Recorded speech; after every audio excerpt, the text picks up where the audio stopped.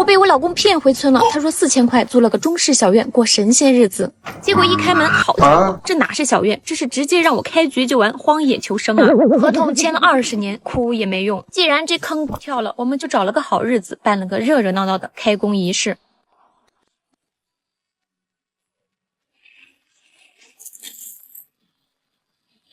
仪式一结束，我就先自己收拾屋子里的旧木头杂物。结果村里的大爷大妈知道我们要改造，拿着工具都来帮忙了。听他们说，这儿是70年代的供销社，当年10里8乡的人都来这儿扯布打酱油，热闹得很。看着他们忙前忙后的身影，我们的改造计划也彻底变了。本来我们只打算把后院改成我们的中式小院，现在我们改主意了，要把前院也复原成70年代老供销社的样子，做便民小站，孩子玩耍角，真正的为村里做点事。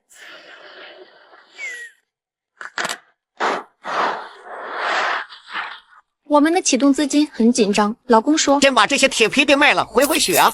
他甚至还忽悠我说，这老供销社的大坑下埋着当年没卖完的好酒，挖出来就能暴富。男人的嘴骗人的鬼，先干活再说。地面的杂草终于清干净了，接着把没用的旧墙体也都给它拆完。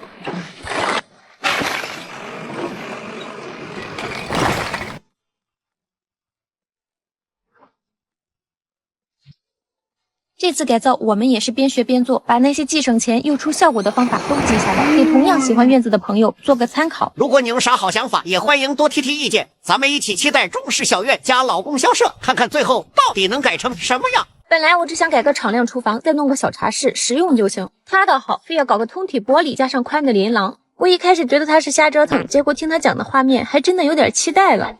方案定下来，我们就找了工匠，考虑到性价比，最终还是选了木结构的屋顶。主要是它通风散热好，夏天不闷，而且造价也比现浇的便宜了不少。先把这些旧木头都清理干净。正干活呢，他突然喊我，一抬头，他把我给逗笑了。齐天大圣！哎，我就是这么好哄。现在我们把这个墙也给挤开了，把这两边打通之后，做成一个大茶室。走吧！这个茶室有60平方，留着之后改造。茶室南边的这个小屋之后会挡阳光，所以也给拆了。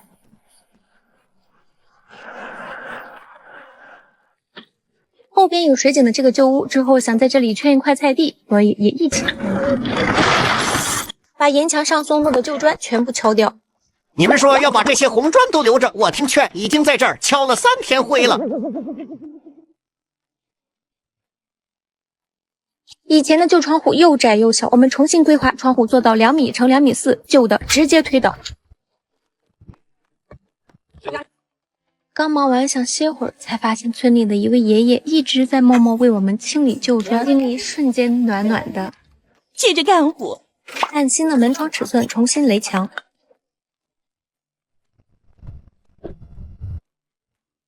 屋里的垃圾前后清理了18车。院子里的这棵大树我们纠结了特别久，真的舍不得，可是之后种什么它都会挡阳光，没办法，还是推倒了。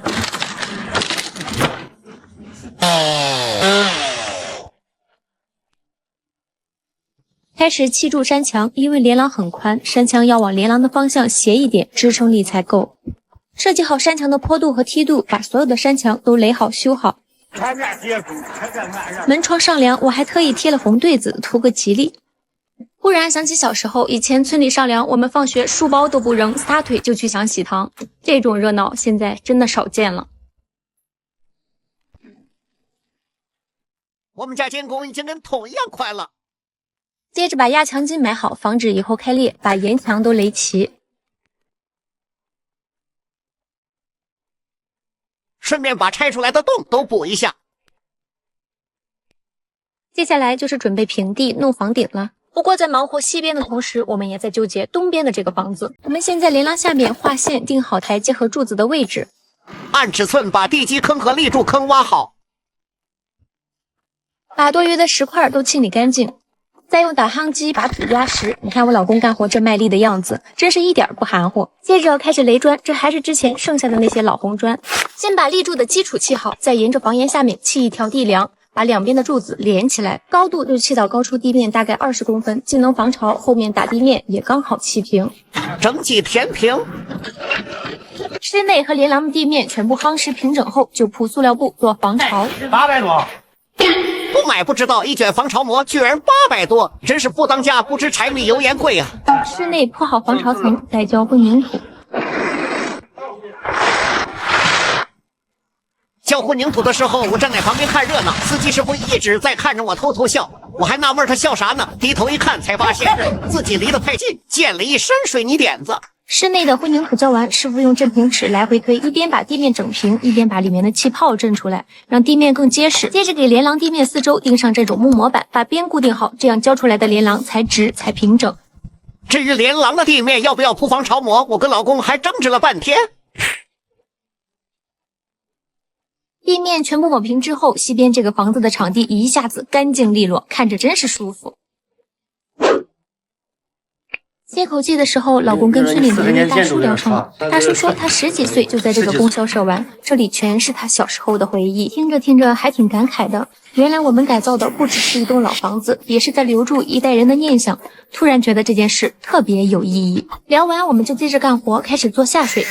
装管子要先装污水管，再装雨水管，这样后期不容易返工。我们用的是国标 PVC 160管，性价比比较高，施工也简单。前院供销社和后院中式庭院，我们一起把下水管道通了。因为是老房改造，之前没有预留槽口，只能后期开槽，光工费加上水管费就1万多。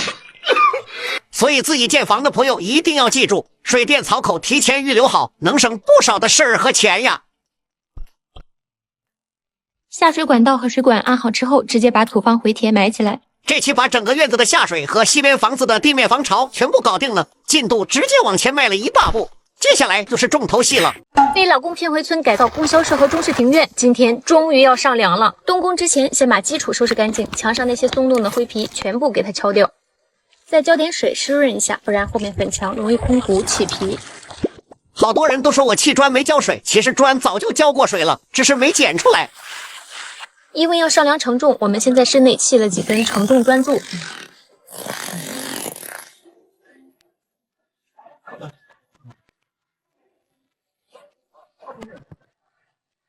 它就是专门把屋顶的重量稳稳地传到地基上。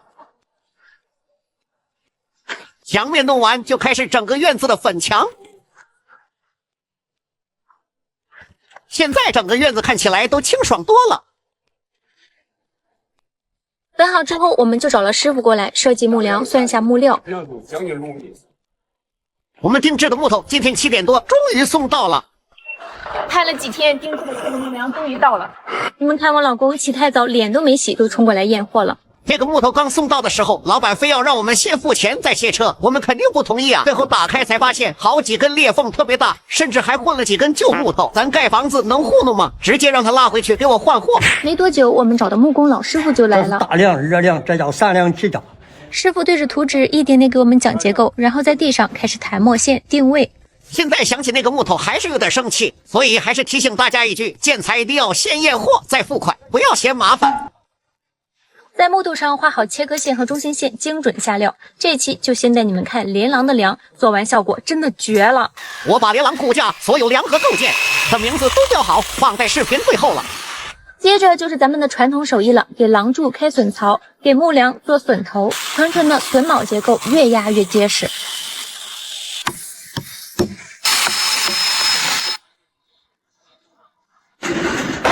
挺香啊！开完榫槽和榫头，我老公就跟老师傅聊上了，才知道老师傅已经干了整整快60年的木工，这精气神儿，我这个年轻人真是太佩服了。接着按尺寸给墙面打孔，等下连廊的骨架要固定在墙上，把爆头梁和穿插方这些木料都按尺寸修理好。垂花我们也按尺寸做好榫卯。中午休息的时候，拉着老公去村里赶了个集。现在的集摊位是越来越少了，但人情味还在。试了双奶奶卖的鞋，一穿上，周围的人全围过来看热闹了。7块钱还送双鞋垫儿。下午回来继续做柱础的基座，围起来灌水泥，一方面分散柱子重量，防止下沉；另一方面把木柱子和地面隔开，防潮防烂。终于开始上连廊的木梁了。榫卯对好，大家一起扶起来，调垂直。老公还和大家一起做了木锤，一点点敲紧。别说，他还真有2下子。柱子底下我们提前钉了长钉，水泥柱也留了孔，固定的特别牢。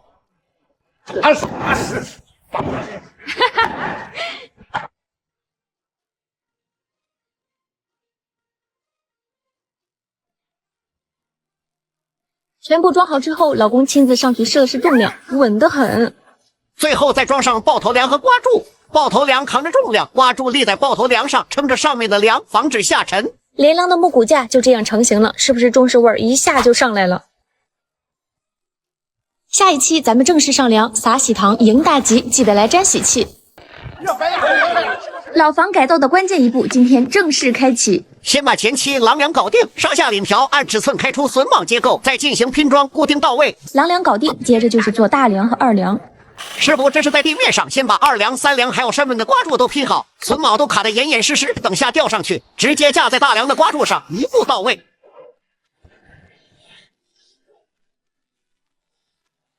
今天终于上梁了，上了！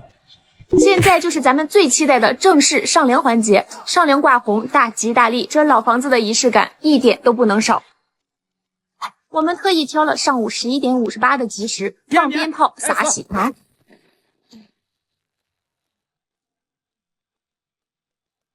上梁大吉，万事如意。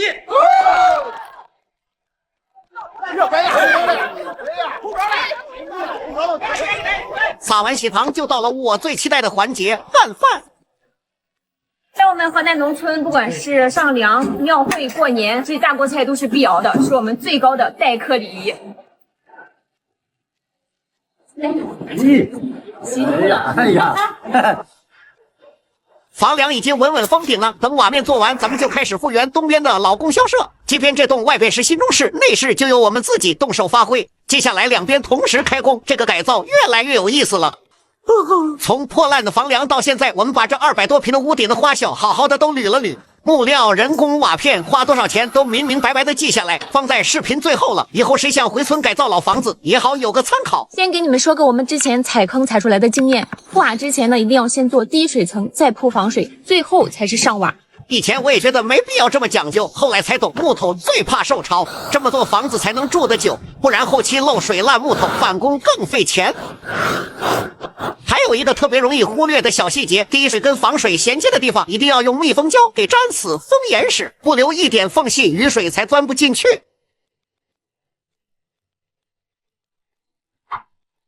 屋面的防水只用了1天就做完了。屋面做完防水一定要先铺钢网，再去做水泥保护层，不然水泥跟防水不结合，后期呢容易溜坡。有了钢网这层加强筋，整片保护层就是个整体，就稳多了。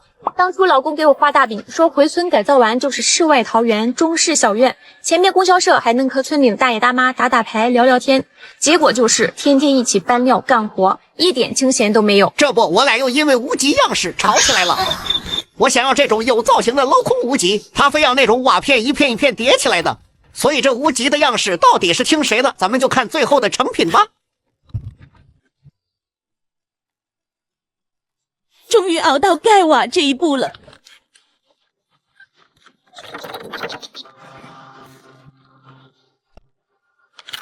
你看这无极从垒砖找平到铺平砖打基础，我们俩也跟着师傅把这工序摸得门儿清。以前只知道老房子的瓦好看，现在才知道这里面的讲究可太多了。基础都打造好了，现在就开始给屋脊摆造型。师傅就用板瓦一层一层的交叉叠放，这个镂空的样式就慢慢成型了。这个镂空的做法应该是叫风凉脊，既能让屋脊透气不积水，又有福气连绵的好寓意。这对面是你顶是是吧？看啊，真厉害啊！这块米。接下来就是铺瓦的重头戏了。我们选的是最传统的阴阳瓦盖法，就是把板瓦一仰一扣，严丝合缝的那种。这种盖法盖出来的屋顶线条特别顺，那种老房子的韵味一下就出来了。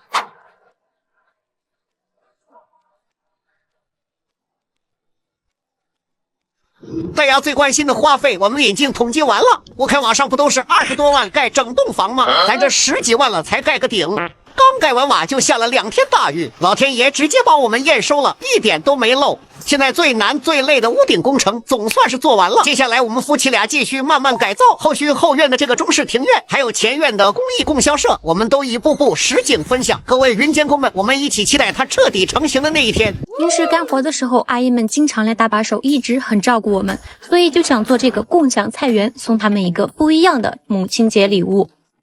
材料准备好之后，我们就先从围墙开始。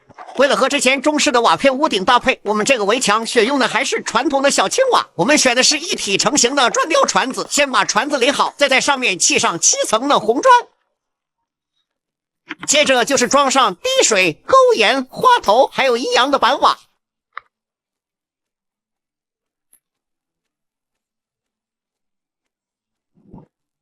最后再安好当钩。之前老是有人说我们砖不洒水，这回非得把这个画面给放出来，安好两边的级头。顶部我们做的是甘蔗级，很多人好奇它为啥叫甘蔗级，我也好奇。我看着它挺像那种老式的搓衣板的。接着我们又装上了抛防线和踢脚线，用来遮挡缝隙。我看好多人装这种砖雕线条都是直接粘上去，我们为了更牢固，特意安了膨胀螺丝。之后我们还特意买了4块砖雕，装上去做装饰点缀，让整个围墙的中式氛围感直接拉满。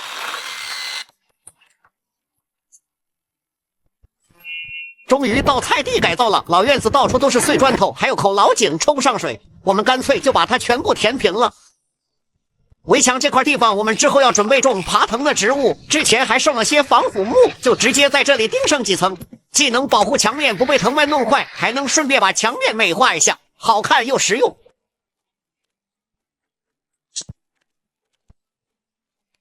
接下来就开始规划菜地，这块菜地我们就完全按照自己的想法来规划，把每个区域的位置都提前划分好。菜地规划完，老公说对面的这个大白墙空荡荡的，差点意思，干脆就自己动手 DIY 了一整面创意花架。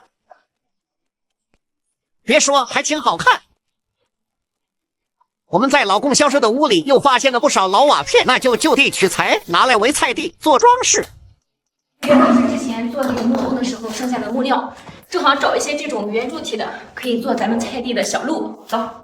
这段时间和老公待在村里，我们俩有很多的感慨。5岁之前，我们的每一天都充满着新鲜感，第一次喝水，第一次旅游。但是到了我们30、50、60岁，每一天好像都变得重复，柴米油盐，重复的操持家务，忙着照料家人。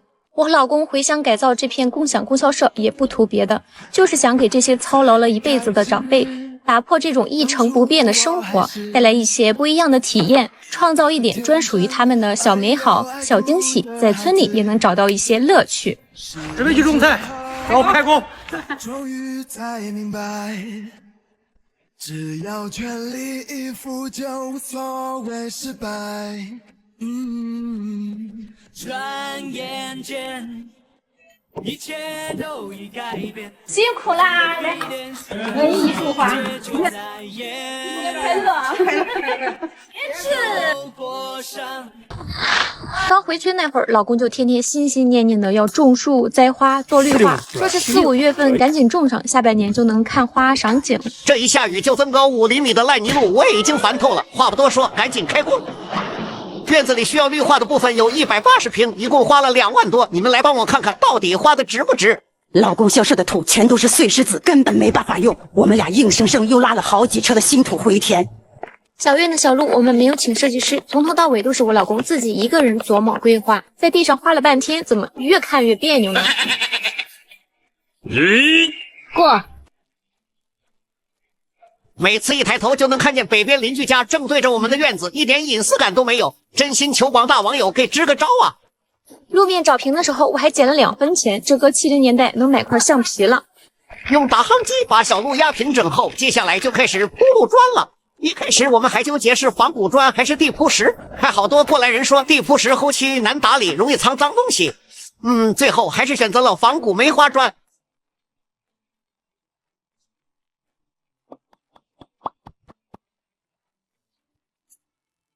小路铺完之后，缝隙先填1半的土，再撒上草籽，等长出小草，小路瞬间就有那个氛围感了。真别说，这个我们仿古的院子也太大了，越看越耐看。紧接着，我们的绿植和草皮也到了，终于能给这光秃秃的小院添点颜色，造点样子了。别看我俩不专业啊，但搭配起来高低错落，有高有矮，有绿有层次，主打一个自己看着顺眼就行。铺草皮这活儿看着挺解压，实际上纯的体力活。蹲在地上一块一块的拼、对缝、压实，腰都快累断了。但看着它一点点铺满，那成就感真的贼爽。收尾的时候，我们又去搬了几块60厘米的圆形砖雕，铺在小路往菜地走的地方。这味儿一下就出来了。来看下我们都种了什么品种。最后来看下效果吧。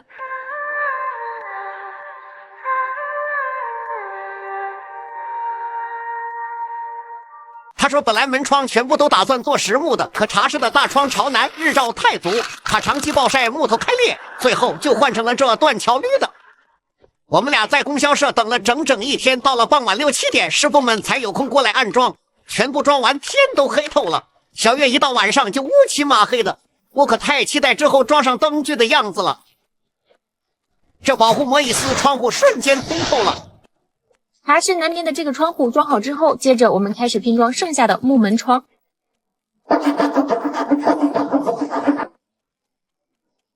先把一个个的窗户框架拼起来。这里给正在装修的朋友们提个醒，千万别踩我们这个坑。我老公丁之时特意预留了安装尺寸，谁知道木料厂也私自多留了余量，两边一叠加，窗户下边直接空出足足5公分的缝隙。不知道。所以咱们定制门窗一定要反复核对尺寸，不然就是给自己找麻烦呀。框框调整好，现在开始装门框。先打孔，然后用膨胀螺丝固定，一步步把实木的门框给装牢。虽然被老公骗回来这2个月，装修上天天拌嘴争执，但看这小院一点点成型，一起动手，一起折腾，心里其实还是满满的期待的。老公说他选这套木门也是翻了很多的参考，特意挑选的这种万字格花纹，寓意着福寿绵长，装在小院里也讨个好彩头。可是我怎么越看，我好像已经猜到评论区要说什么了，不许在评论区说像寺庙。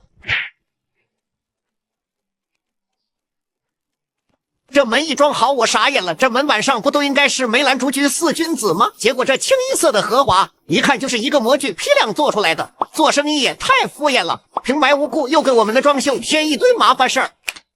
其实我也不想吐槽老公选的这个门窗到底好不好了，整套下来我觉得最有灵魂的就是窗户上亮子这块，仿古万字花格了，一装上直接就有那味儿了。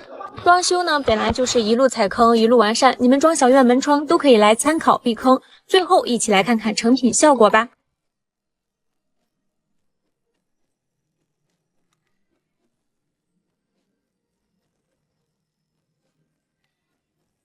先把之前拆出来的60平的茶室和外面的连廊都铺上我们选的这个仿古地砖。当初选砖我俩也纠结了好久，茶室屋里的空间比较宽阔，对比了大大小小的各种规格，最后还是敲定了这个600的仿古砖。铺贴工艺这块特别关键，网上真是五花八门的教程太多了，干铺、湿铺、半干铺，看得我真是眼花缭乱，拿不准哪个是比较靠谱的。最后我们的师傅选用的是干铺打底后浇浆的这个做法。茶室铺好之后，紧接着就开始铺连廊。连廊我们选的这个花样就要比茶室的繁琐太多了。先把地面洒水打湿，再拉线定位，均匀的铺底灰。因为连廊的地砖花型比较多，所以要反复的去校准到位，然后再去浇浆。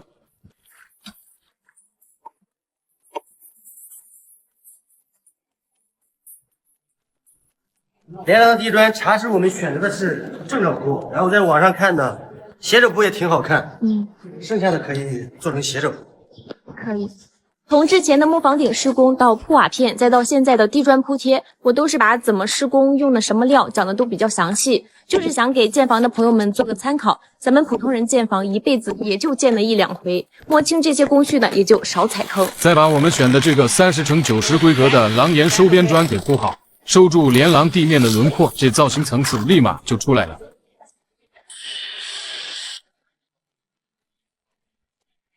排侧裙也铺好之后，紧接着铺贴30×60和15×60规格的乐角砖，一块块的拼接完工，修饰一下咱们连廊和茶室的侧边。最后一步就是把这柱子墩也都安好。我们还有2个房间的地砖还放着没动，因为之后要做厨房，我觉得瓷砖耐用，又觉得木地板更有质感。哎呀，太纠结了，所以到现在还没敲定。这个美缝可真是个大工程，足足花了2天的时间。虽然累，但是看到成品之后就觉得特别有成就感。最后一起来看一下整体完工效果吧。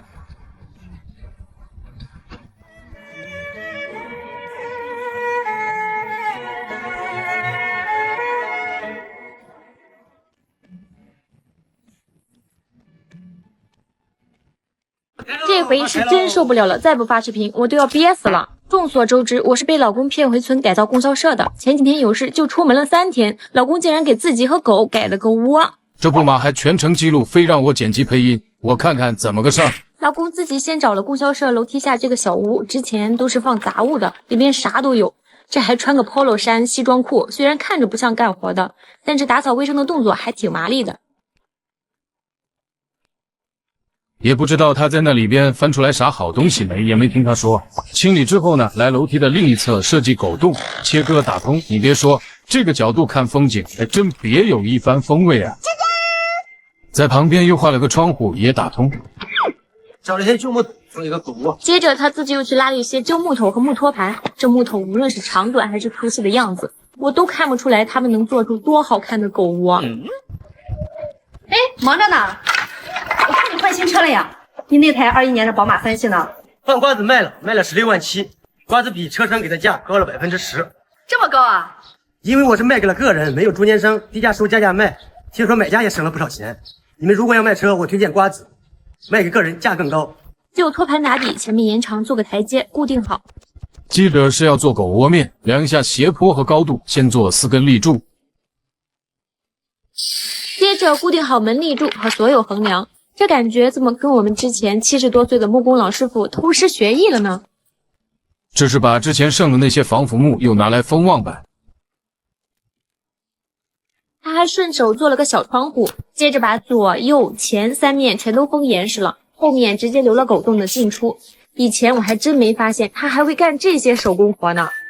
这是又手搓了2个围栏，老公说谁家里还没有个观景阳台了？正干活呢，这是又跑到供销社的2楼去了。这上面是之前供销社的工人在这住的地方，也就是员工宿舍。发财喽！这是70还是80年代的水平和花瓶呀？转头又把之前开出来的破窗洞做了个木窗框。狗窝拐角的这个位置，他又量好尺寸做了一个简易的侘寂风置物架。木工活全部结束，就开始涂木蜡油。也不知道为什么，这院子里所有的木头基本都是黄花梨，就是偏爱这个颜色。刚完工，老公又开始和古法草泥，里边是黄土掺的碎秸秆，好好的白水泥不用，就是喜欢这老一辈的黄土味儿。这干透之后，有一种质朴又带点肌理的黄土色，还真是有之前老房子特有的质感了。我现在不知道应该给这叫室内还是狗室内，就是把涂料和得更细，用刷子刷上去。放好狗窝，固定好围栏。为了给它和狗腾地方，直接给人家之前门里边的鸟窝给拆了，转头又在门口安了一个精装潢鸟窝，主打一个拆迁安置。接着就是软装环节了，先给狗窝门前都做了绿化，他还自己给狗窝写了一副对联，这真是大户狗家的牌面呀。最后就是给他自己小屋这边做装饰了，先把置物架固定好，这人狗共处的空间，外边冬天暖和，里边夏天凉快，撸狗干活2不误。本来帮他剪这条视频还想吐槽点啥，现在直接被美的一句话都说不出来了。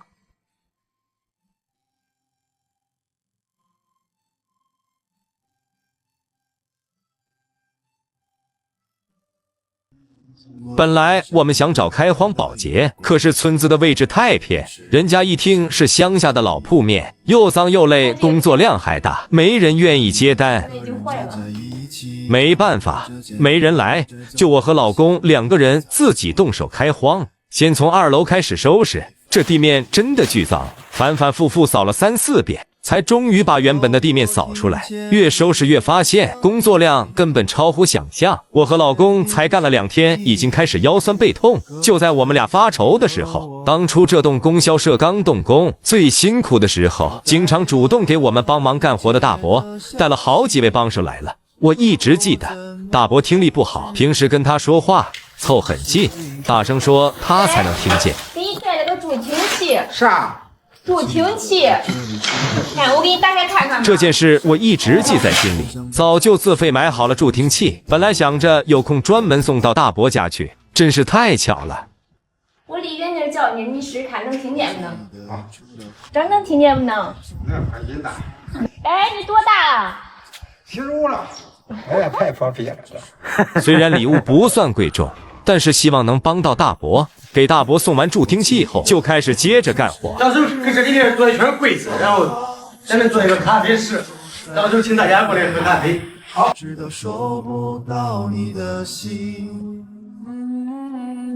收拾的过程中，垃圾也是一车一车往外拉。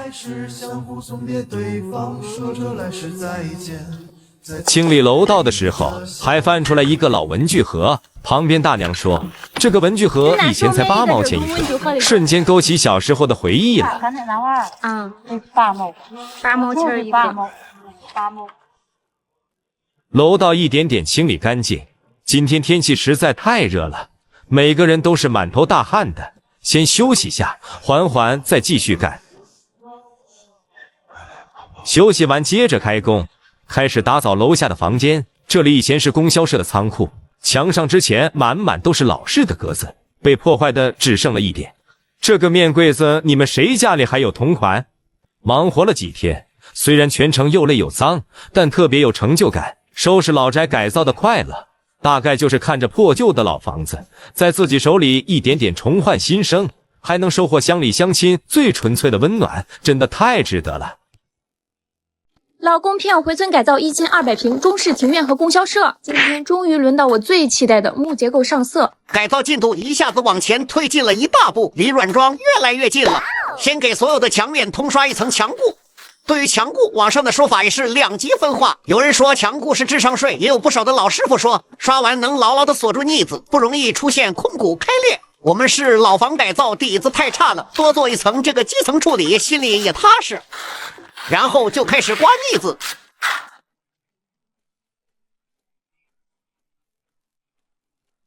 外墙的这几个立柱特意在4个角都装上了护角条，一来是把直角修得笔直，造型看着更工整；二来呢加固墙角，防止外墙开裂。光是室外刮腻子就忙活了3、4天，好多朋友在后台天天催更，真不是我拖着不更新，我们比谁都着急。前几天连着下雨，这几天又特别的闷热，为了防止干活中暑，只能分段慢慢的施工。木结构我们之前用的都是松木的，木料彻底干透之后就会有这些裂缝，如果直接喷漆，缝隙就会露在外面，太难看了，所以就先把这些缝隙都填上腻子，等干透之后再打磨平整。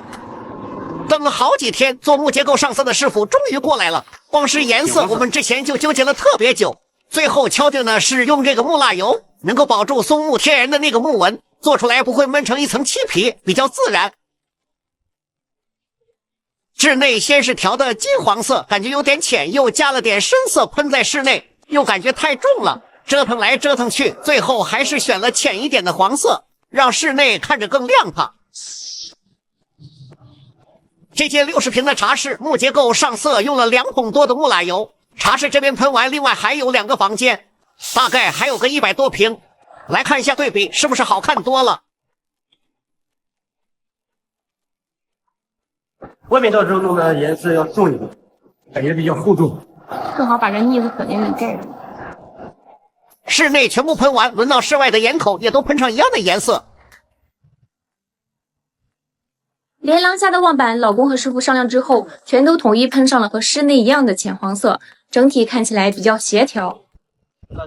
最后就是廊下的立柱、横梁和木方，我们又单独重新调配了色浆，是这种比较温润的棕红色，喷上之后还能清晰的露出原木纹理，也不会形成一层那种厚厚的漆皮，质感通透又高级。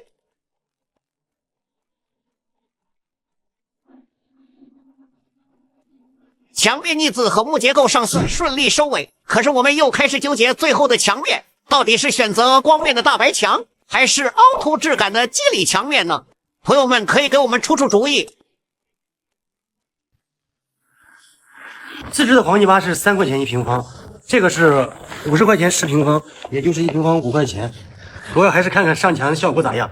最开始我跟老公还琢磨想纯手工做那种老式的黄泥墙，就是网上很火的掺糯米粉、鸡蛋清再加上稻草的那种，出来的肌理感特别有老房子味儿。可咱们这整套的供销社面积实在是太大了，真是要自己和泥一点点抹，两个人手忙脚乱，不知道要干到猴年马月。后来就刷到这种现成的稻草泥，这多省事啊，就买来试试。做完稍微晾干，我上手摸了摸这稻草泥的墙面，居然一点都不掉粉，给你们离近看一下。这面墙刷完了啊，其实当初不刷腻子，直接上这个颜色就行。没事儿，这看着可以了。之前的老墙体坑坑洼洼的，这刮完腻子底更平整。山墙粉完之后，接下来就是正立面。说实在的，自从租下这上千平的老供销社改中式小院，花钱的地方是一波接一波，我俩的荷包都快见底了。外墙刮稻草泥这种技术活，我们俩完全干不来，只能专门找工人师傅上手，我们就在旁边递递工具，打打下手。这时候是真后悔当初没有跟着学抹灰的手艺，不然工费都能省一大笔。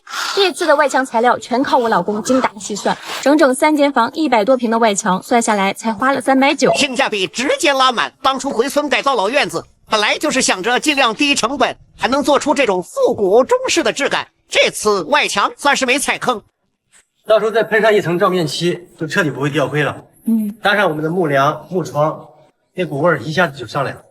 等最后的照面漆结束，整个房子主体和外墙就彻底完工了。下一步就是期待已久的室内装修。顶上的旧铁皮拆下来还能卖掉回血，改造真是花钱如流水，能省一点是一点。从一开始回来改造，我们就没有找设计师，全是自己琢磨规划，想到哪干到哪，天天泡在工地盯着干活。所以茶室旁边这里，我们提早就自己做了硬化，今天就准备给它装上专丢的花池岩。我们的花池没有往下挖，正常应该是花池岩要比这水泥地要低一些，这样水才能沿着这导水排出去。但是我们这水泥地本身做的就是斜坡，不会有积水，想让花池更宽一点，就直接坐在水泥地面上了。不得不说，这专丢的花池岩100，瞬间把水泥地都显得更贵了。做完绿化，又来给供销社进后院的这里也给它翻新下。之前来这儿租房子的人都有简单翻新过，顶上的铁棚能遮雨，所以门洞上的这个过梁就没啥用了，直接把它给拆掉，把门也给扩宽。以后朋友们来玩，进门敞亮也不憋屈。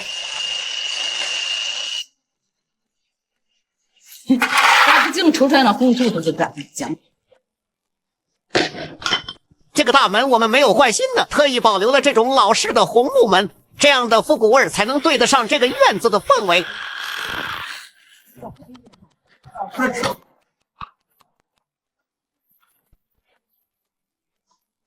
墙面经过风吹日晒，已经全部起皮了，重新给它刷上墙固，刮上腻子，让它焕然一新。花池和供销社的后院扩门全都收拾完了，这下院子总算有点庭院那味儿了。后面这3间房装灯光、摆软装，活多到根本干不完。